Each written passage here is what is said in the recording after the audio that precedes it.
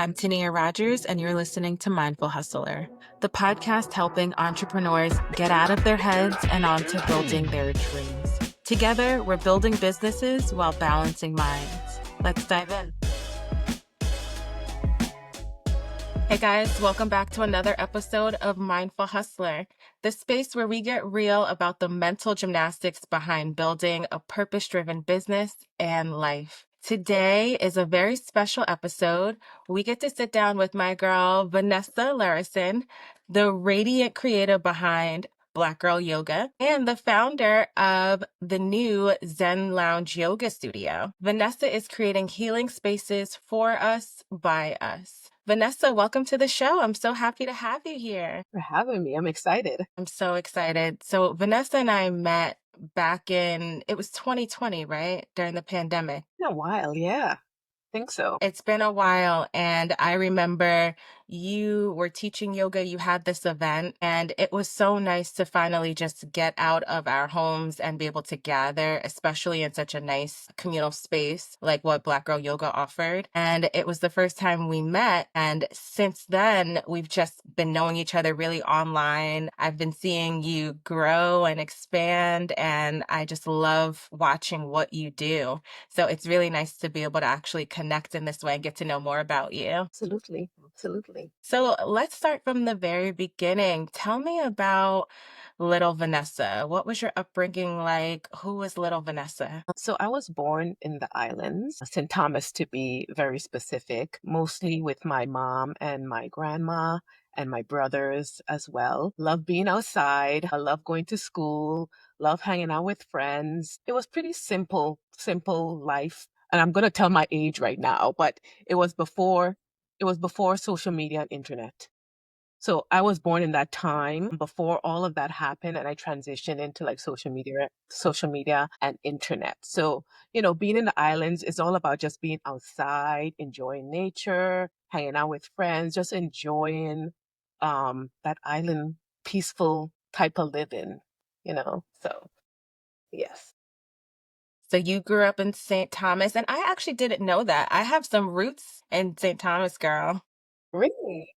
Yeah, so my dad's side, my great grandmother, her roots are from St. Thomas. And I wish I Nice. actually knew more, connection to that generation because I don't really know specific like family lines. I just know that she was from there. And then she came and she moved to South Carolina and then to Harlem. Nice. Yeah. So when did you come here? Came here in my 20s. So right after high school, like I did a little college back home as well, but then I transferred to college here in New York. So in my 20s, yeah, adult life. What was that like for you? What was that transition like from St. Thomas to here? It was very different. I actually was not used to the cold. I've never seen snow. I've never been below, I think, degrees. And I came up during the fall. And I remember like getting off the plane. I think I had on just like a little jacket or something. And it was 75 degrees in the fall. And I thought it was so cold. And I was like, what did I get myself into? Why am I here? I want to go back home.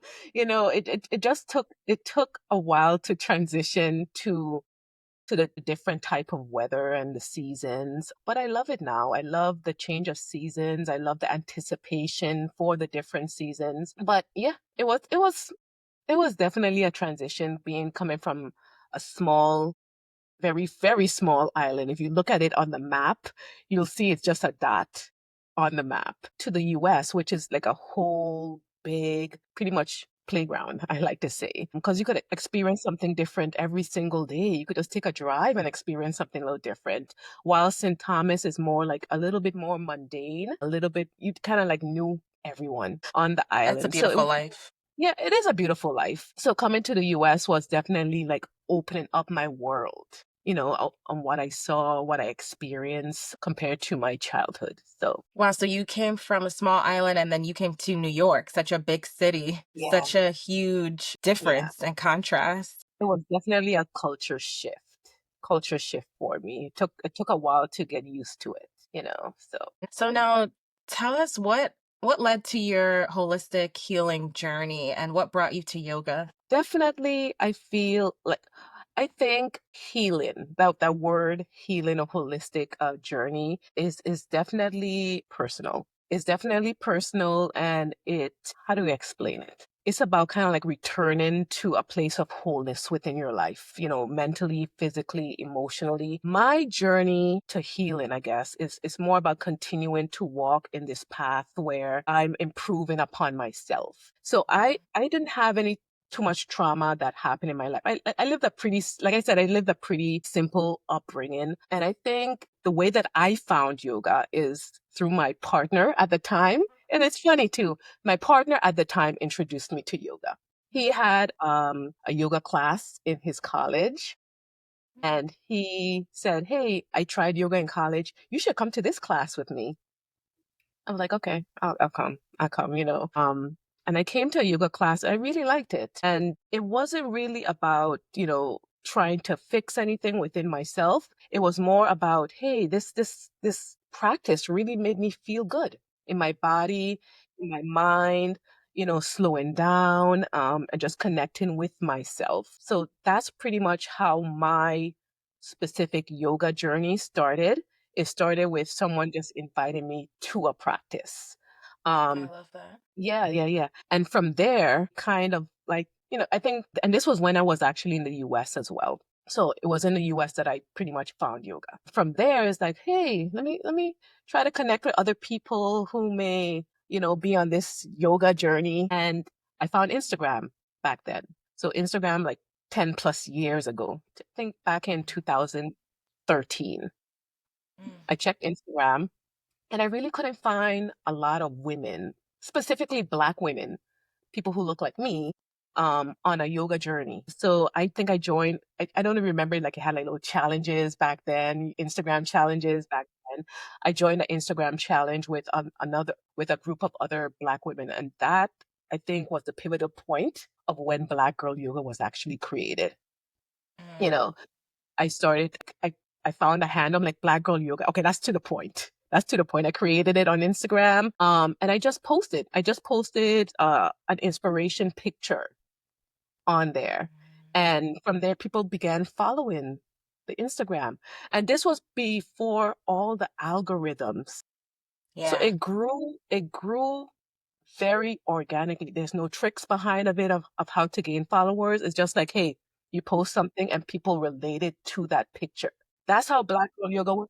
That's how Girl Yoga was formed from one inspiration picture, from women seeing a picture that looked like them in a yoga space, just doing Yeah. yoga. So from then it grew organically. From then after that, it was kind of like a process. After 5 years of the Black Girl Yoga handle, I think we grew tremendously over that time.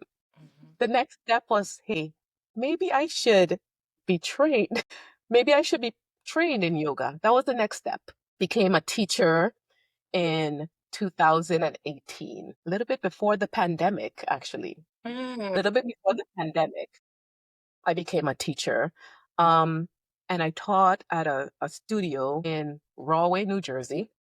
The pandemic hit, like maybe I think 2 years after that, the pandemic hit. And, I never thought, I don't know if I'm like kind of going off the question that you No, asked, but please do. Give us all the juice. Give us all the juice. saying how it was pretty much brought into fruition. So the pandemic hit, and a friend of mine, Bree, hey, shout out Bree, she was doing her yin yoga training. And Love yin yoga. yeah, after she finished her yin yoga training, she's like, "Hey, can I do a class on your platform?" So that's where the idea of having online classes happened, my friend. And I did my yin yoga training too. I allowed her to just lead a class with the online community. This was during the pandemic once again. Mhm. And this was during the time people were not able to go into an actual physical space. Yes, I remember. I remember. I was teaching around that time as well, and it was such a transition to actually find online communities to do yoga with. It was such a like a weird concept, at least to me at first. Yes, it was But a it was word. so nice to be able to find that. Yes, yes. And via Zoom, posted a link, free, a donation-based class. 500 people registered. And I'm sure there would have been more people registered if it wasn't for the limit on Zoom. 500 people registered. The class was packed. You could imagine just seeing all of these faces on the Zoom as you opened up the link. Yeah. And back then, too, a lot of people never heard of yin yoga. They never heard of yin yoga, and people gravitated towards it. People gravitated towards it. And that's what began, the self-care Sunday classes. I think Bree did a couple of classes and I continued that with every Sunday. And I did that for 4 years. 4 years because I felt we needed it. I felt we needed it. And here, 2025, I've taken my continued passion for yoga and healing and connection into a studio, Zen Lounge. Yes, let's talk about that. I mean, when I saw that you posted that on Instagram, I was like, oh my gosh, yes, this is such a great next step. I can't wait I don't live very far from you, so I can't wait to actually come visit. Great. And yeah, I want to talk about it. So what made you want to open Zen Lounge, and what was that journey like for you, going from an online space to an actual now like a brick and mortar? I definitely feel the online space is definitely easier to manage. So me going into an actual brick and mortar is a whole different type of project, as you could say. And it's always been in the back of my mind, hey, what if I open up a studio? And I've been doing donation-based classes in a nearby town in Plainfield for 4 years as well. Um, And I just love the community there. I love the connections that are being made. I love the feedback that I'm getting that's saying, hey, this has changed my life. And, people who have never done yoga open up a pathway, the free classes in Plainfield, it open up a pathway for them to experience this practice and really find like healing and solace within yoga. And it's all, like I said, it's always been in the back of my head. What if I opened up a studio? Follow your passion, see what that go, see how that goes. And it's always been in the back of my head. It wasn't something that I was kind of actively doing. It's just always been in the back of my head. Last year, I was driving past a space. So I don't live too far from the studio at all. I was driving past a space, a renovated building. It was renovated. And I was like, oh, you know, I got out the car and I looked in the space. I'm like, beautiful. Like, could this be a yoga studio? And this was around Thanksgiving. This was around Thanksgiving. I called the realtor a couple days before Thanksgiving. Like, I need to see the space. Can I see the space a little closer? The day after I went into the space and it just said, hey, this You is a felt it. space. This is a space and it's nice and cozy. It's a nice, cozy neighborhood space. And I felt a connection pretty much to it. And from there, I'm like, this is the Zen Lounge. This is my baby that's forming. This is where I'm going to see another one of my visions come to life. Talk about a little bit of the logistics. What is that like journey like in terms of like renting out that space? Is it as easy as just seeing the space and then signing a lease? Or is there like a huge vetting process? Is it really expensive right now? Like these are all the things that are going through my head right now. Yes. So let's talk about just the expensive part of it. It definitely matters what area you're in. Scotch Plains is pretty expensive in my opinion, but that's where I live. And I wanted it to be in a area that's close to where I live. Not too far from Plainfield, where my other community is as well. And it doesn't have a yoga studio here. So it would be really Mm. good bringing, yeah, it doesn't have one here. It did have one, but it doesn't, it no longer exists. So it would be really great to have a Scotch Plains yoga Yes. studio. So that's the reason behind where the location is. So different areas that you go, you find that the price varies. So in regards to like the space, I think it's per square footage. If you're starting specifically a business and you're looking for space, you have to take it all like different logistics as well. Maybe foot traffic. Maybe you need foot traffic. Foot traffic is like automatic marketing for your space. Does it need to be on the storefront? Does it need to be on the first floor? Does it need to be on the second floor? Which area needs it? Which area maybe doesn't have competition? There's a lot of different things that goes into finding a space. Maybe you want it in a popular space area, which is going to be maybe a little bit more, right? There's different types of leasing options as well.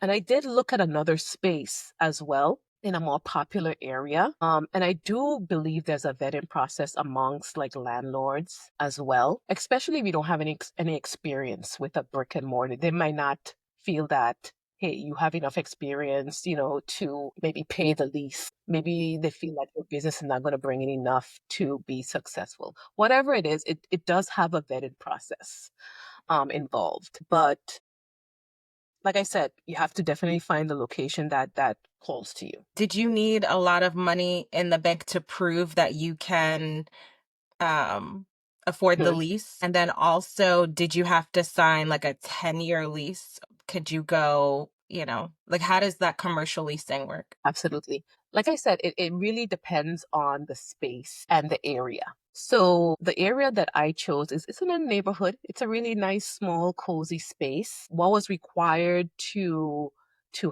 secure that space, you had to put down a deposit. You had to get a credit check. Mhm.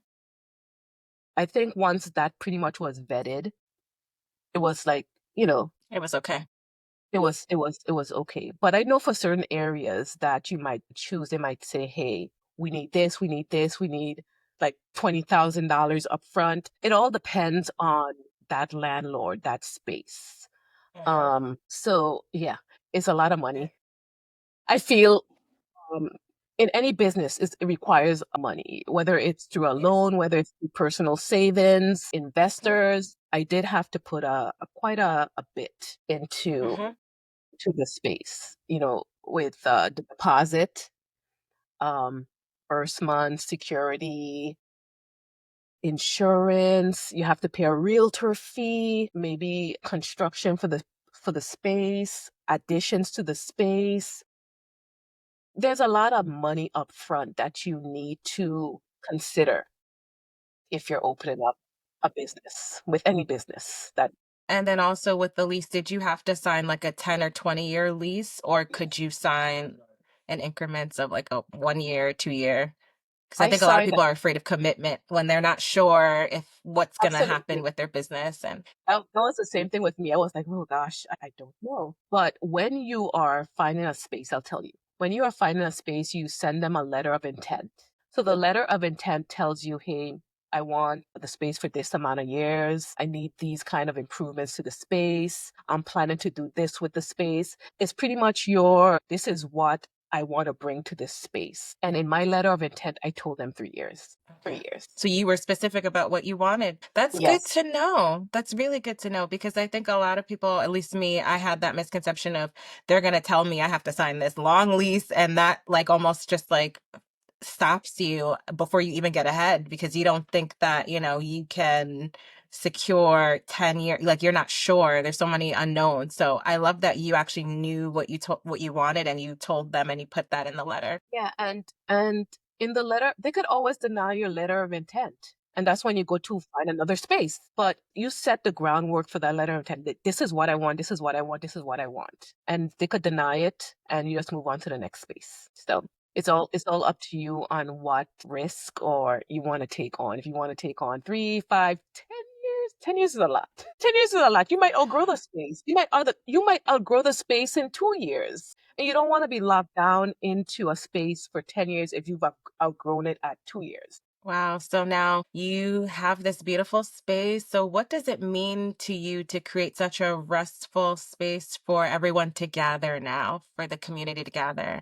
Well, it's not over yet. I still have to do like inspections. I have to do the aesthetics portion of the space. But once that's That's the all fun part. done, yeah, the fun part.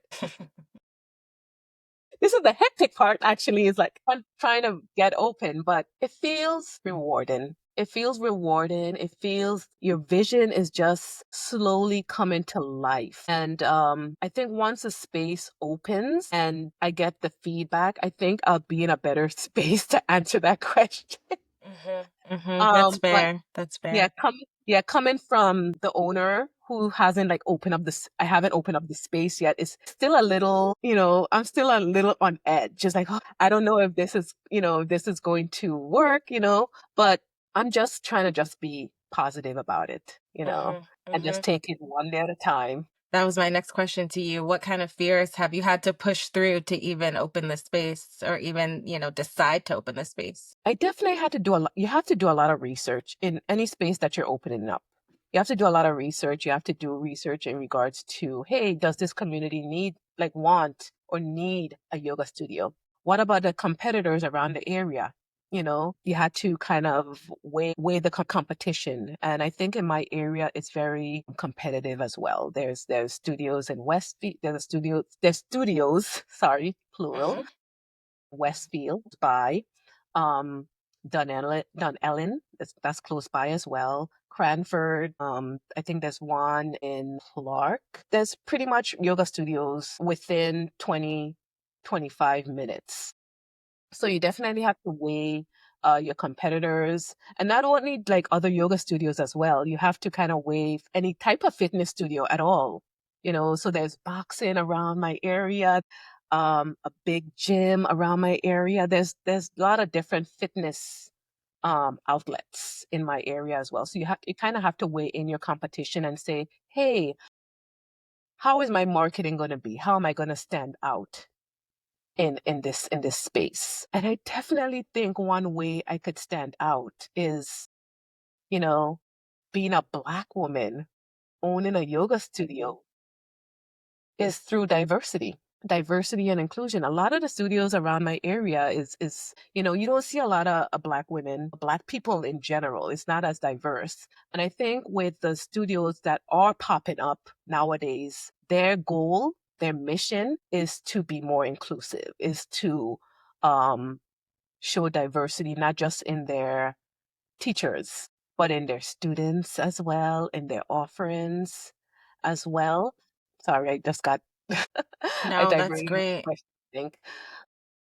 Now that's honestly, that just it brings me so much joy because especially in this political climate right now where diversity like there it's trying to be shut down on so many other levels. It's so nice to see you as a Black woman just rise and create this space for other Black and brown and just diversity in general, just diverse space because we really truly need that right now. So thank Absolutely. you. Absolutely. Absolutely. Excited about that. Yeah, yeah. So what are some rituals that are grounding for you right now? I know you got a lot going on with business owner and when creative energy takes over, you could just feel like always on and it could be very overwhelming.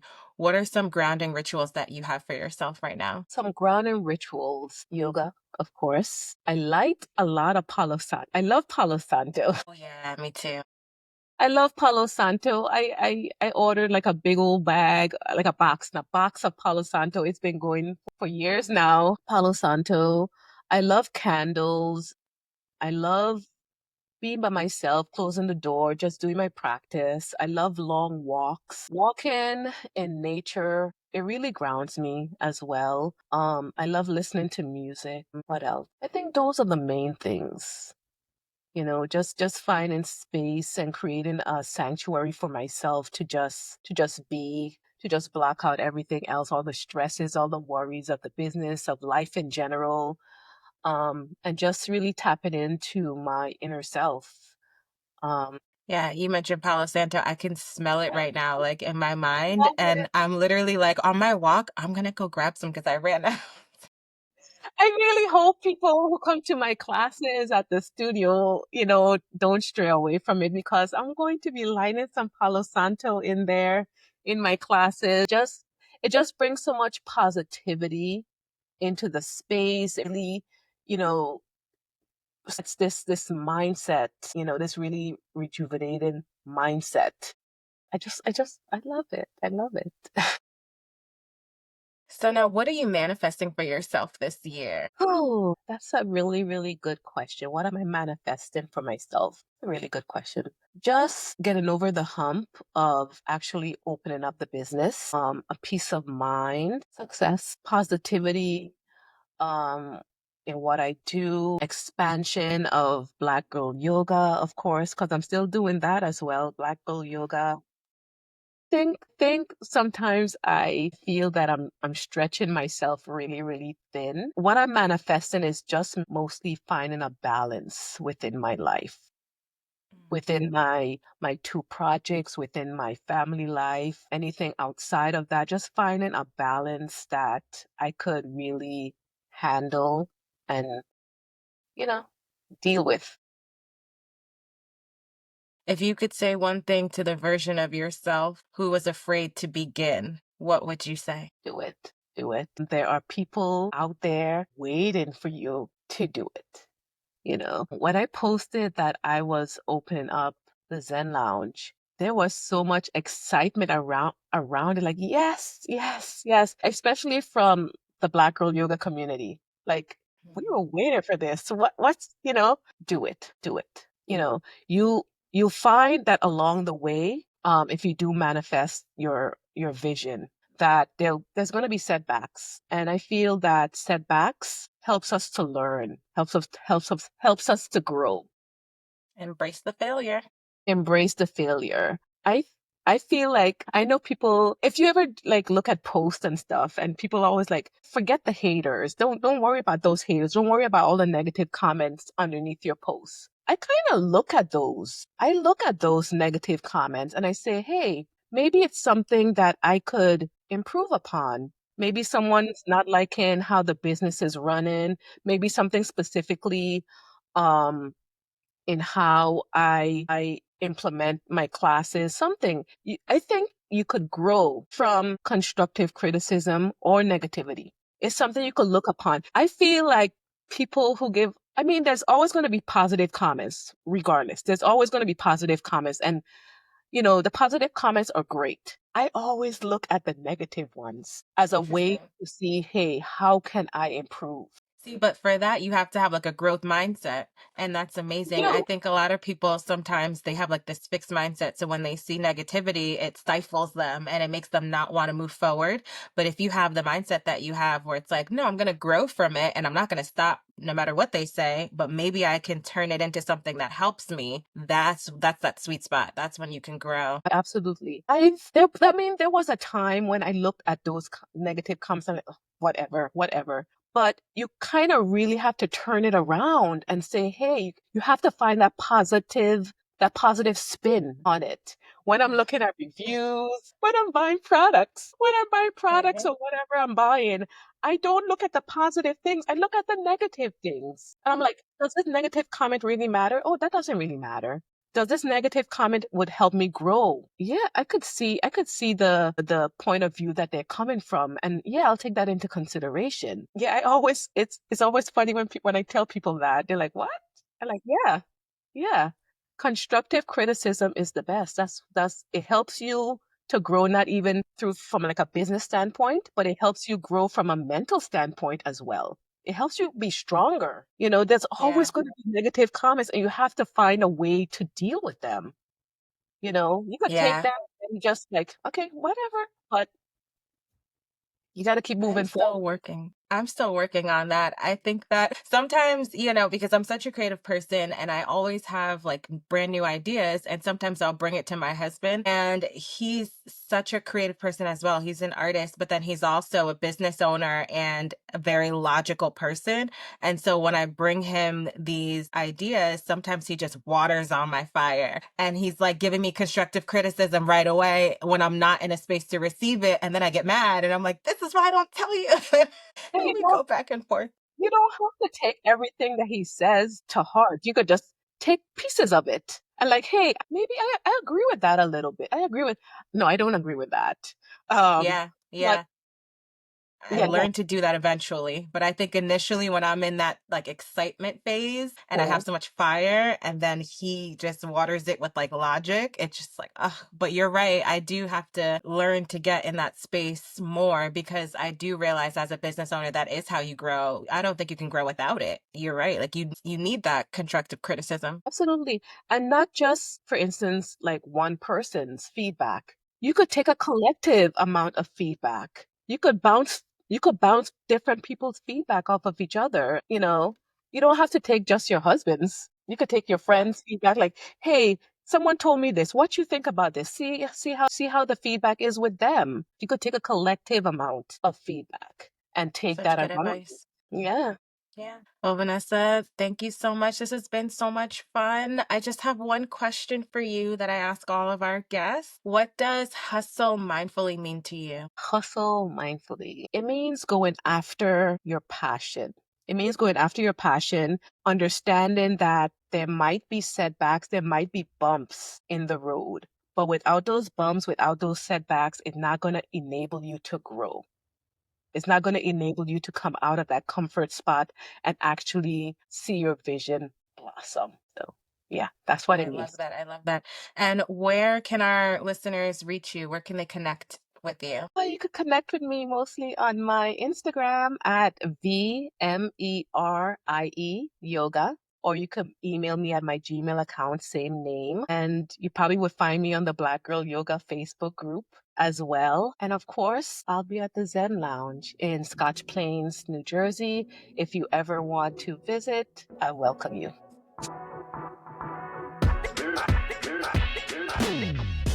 Thanks so much for listening. If you like this episode and you don't want to miss another, make sure you subscribe. See you next time.